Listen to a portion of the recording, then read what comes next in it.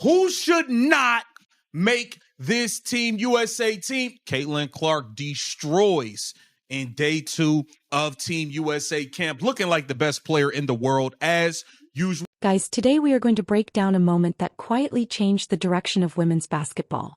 What appeared to be a simple roster decision was actually a cultural reset. USA basketball didn't act impulsively or emotionally. This was a calculated move rooted in leadership standards. It signaled that reputation alone no longer guarantees protection. Behavior, messaging, and alignment suddenly mattered more. This opening sets the tone for everything that follows. The warning signs were there long before the announcement. The fallout was inevitable once patience ran out. Caitlin Clark. Yes. There's no... I think she's amazing. I watched every time I possibly could. And our league loves her. This has nothing to do... We're just doing our job. We're going to show up. Who is ever on the other team is on the other team. We don't really care. We're going to show up and do us. And so I think this narrative of like... Everybody hating on Caitlin Clark. This is where certainty collapses in real time. The call wasn't a negotiation or a demotion. It was a conclusion. From the outside, this moment shows how elite athletes can mistake longevity for permanence. Planning ahead doesn't protect you when assumptions replace awareness. Turning down opportunities suddenly becomes regret. The shock wasn't just professional, it was psychological. This is the moment entitlement meets reality. Institutions don't operate on sentiment. They operate on direction and long-term vision. Always knew Asia Wilson was overrated. Eric, let me see your resume. That's what I... Patterns begin to matter more than talent here. Individual comments may seem harmless in isolation. Over time, repetition turns opinion into identity. Subtle criticism carries weight when it never stops. Plausible deniability doesn't erase intent. Decision-makers don't forget what's publicly documented. This part highlights how narratives quietly form behind the scenes. What's said casually today becomes evidence tomorrow. Silence from leadership often means observation, not approval. Doesn't matter what we all do as black women, we're still going to be swept underneath the rug. That's why it boils my blood when people say it's not about race, because it is. Segment exposes the gap between tone and consistency. Compliments lose credibility when followed by constant deflection. Observers notice when praise feels rehearsed rather than genuine. It's not one interview that raises concern. It's the accumulation. Mixed messaging creates instability inside teams. Leadership requires clarity, not contradiction. This is where trust begins to erode. When words don't align with actions, organizations take note. Chemistry can't survive constant undercurrents of resentment. Speed is back. That burst is back. And therefore, Caitlin Clark, I would call her number 22, but in this case, number 17 is back. Just the way she gets up the floor, control of the ball, control of the step back, pure, all that. She said she had to get her conditioning back. Sue Bird said that was one thing. It would take her a little bit of time to work towards. Impact shifts from media to locker room. Tension doesn't need confrontation to be effective. It shows up in body language and distance. Veterans set emotional temperature whether they intend to or not. Teammates feel when energy turns heavy. From the outside, this signals a leadership failure. Negativity spreads faster than motivation. Once trust is compromised, performance suffers quietly. Winning internationally demands unity, not ego management. This is what makes Caitlin Clark so special, all right? And this is what put pressure on defenses when she's out there, even if her shot isn't falling. All right, watch this. She gets the rebound. She's pushing the floor. Look at this tempo. Look at this tempo, fam. Pushing the floor. Absolutely rushing the defense. And then this is what happens when you do things like this. Look, watch this. Look, now you got a wide open AB over in the corner. I know it might be hard to see, but a wide open AB. All because she grabbed that rebound and pushed the tempo. This is where internal concern becomes institutional action. When players hesitate to engage, leadership intervenes. No organization tolerates disruption at the highest level.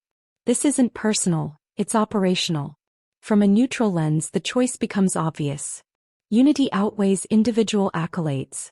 International success requires full buy-in. Anything threatening that focus becomes expendable. This is the moment tolerance officially ends. The line had been crossed repeatedly. Caitlin knows when to do this, when not to do this. That's what makes her special. Now, there are other guards that can recognize when to push the floor and when not to, but I'm just pointing out what's special about Caitlin, along with those three balls that she can knock down. When her shot isn't falling, this is what makes her a weapon. Although her shot isn't falling, people still respect her to the level where they're like, hey, she can get hot, man. We're not going to just allow her to be open just because she missed 1, 2, 3 shots. We're not going to allow that, man. Stay on her. That gravity that she holds, man, it opens up the defense like this. Emotion is removed entirely. Documentation replaces debate. Every quote, post, and remark speaks for itself. Organizations don't argue with receipts.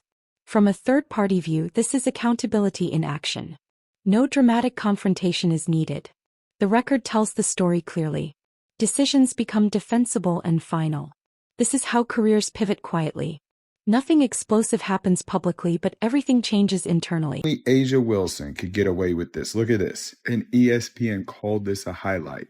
You could clearly see both feet come off the ground and land again. That's illegal. And let's check this out. A double dribble. She spins, touches it with two hands. Like, this is first grade stuff. The refs, of course, they miss it because it's A'ja Wilson.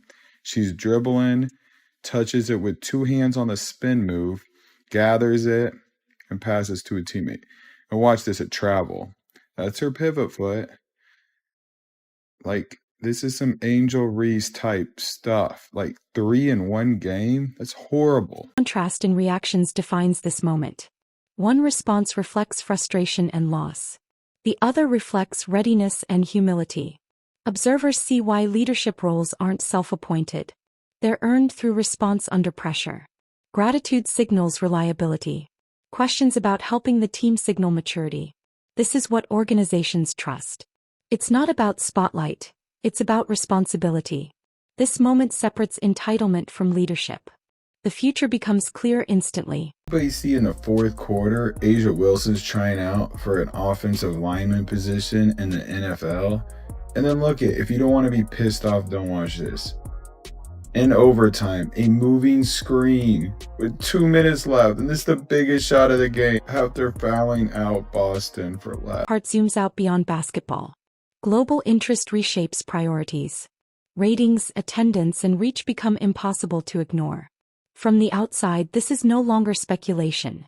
It's measurable impact. Markets respond to momentum. International partners plan around visibility. Growth becomes strategic, not emotional.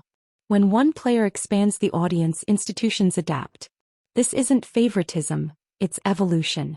Basketball doesn't grow by resisting change. So we got a 4-point game in the middle of the third, and this is an offensive foul, right? That's what the refs say. This is how fair the WNBA is, but this is not a moving screen. That was way worse.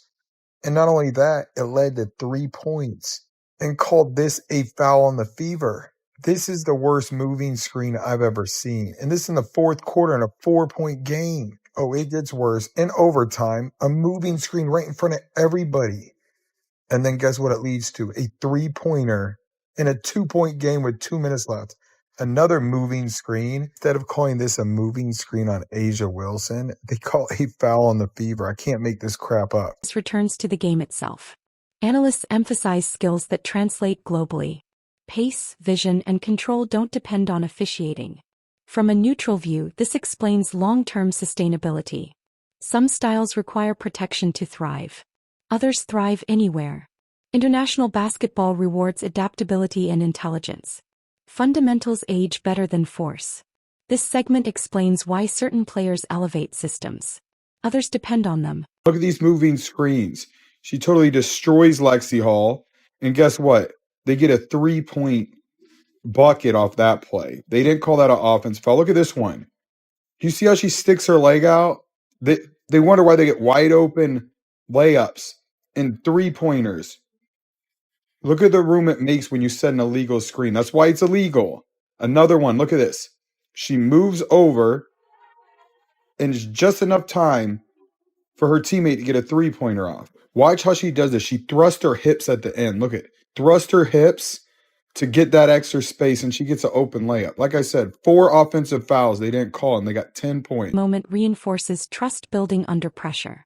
No complaints, no leverage plays, no hierarchy demands. Just accountability and readiness. Observers recognize why leadership committees value this mindset. Pressure reveals character faster than performance. Calm responses invite confidence. This is how leadership roles solidify quickly. Reliability matters more than volume. The difference isn't talent, it's emotional discipline. Organizations remember this forever. She is the driving force behind the leverage. So how she feels about the situation, her voice should matter a lot. Let's just put it that way. Now officiating enters the discussion logically, not emotionally. Different environments expose different habits. From an external view, this isn't criticism, it's reality. International rules eliminate comfort zones. Favorable interpretation disappears instantly. Players either adjust or struggle. This part explains why dominance isn't universal. Skill-based games survive stricter enforcement. Systems don't bend internationally. They expose reliance and reward precision. You told us today that after practice you were a little bit nervous going in just because you hadn't played in a while. Was there a moment you tried to get over that, said, all right, I'm good, I'm back to where I was before I got hurt? And I think you hit that one step back three that sort of bring sort of some comfort in some ways, in the sort of part we saw.